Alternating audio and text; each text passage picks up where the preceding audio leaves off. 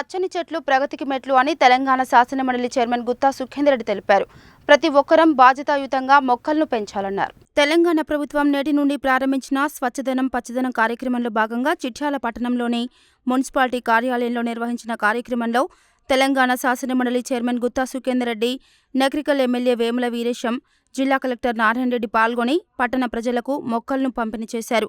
ఈ సందర్భంగా తెలంగాణ శాసనమండలి చైర్మన్ గుత్తా సుఖేందర్ రెడ్డి మాట్లాడుతూ పచ్చని చెట్లు ప్రగతికి మెట్లు అని తెలిపారు. ప్రతి ఒక్కరం బాధ్యతాయుతంగా మొక్కలను పెంచాలన్నారు.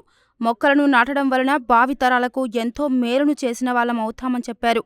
అలాగే మన ఇంటిని చుట్టుప్రక్కల ప్రాంతాన్ని శుభ్రంగా ఉంచుకోవాలని ఆయన అన్నారు. నాకెందుకు, నా ఇల్లు బాగుంటే చాలు అనే వైఖరితో అందరం నష్టపోతామని ఆయన చెప్పారు. గ్రామాలు, పట్టణాలు పరిశుభ్రంగా ఉంచుకోవాలనే లక్ష్యంతో నేటి నుండి నిర్వహిస్తున్న స్వచ్ఛత పరిశుభ్రత అనే కార్యక్రమం గొప్ప కార్యక్రమం అని వివరించారు. ఈ సందర్భంగా రాష్ట్ర ప్రభుత్వాన్ని అభినందిస్తున్నట్లు ఆయన తెలిపారు. ఈ కార్యక్రమంలో చిట్యాల మున్సిపల్ చైర్మన్ కోమటిరెడ్డి చిన్న వెంకటరెడ్డి, మున్సిపల్ కౌన్సిలర్లు, ఆర్యవైశ్య సంఘం జిల్లా అధ్యక్షుడు వనమా వెంకటేశ్వర్లు, స్థానిక ప్రజాప్రతినిధులు, స్థానిక నేతలు, ఉద్యోగులు, విద్యార్థులు తదితరులు పాల్గొన్నారు.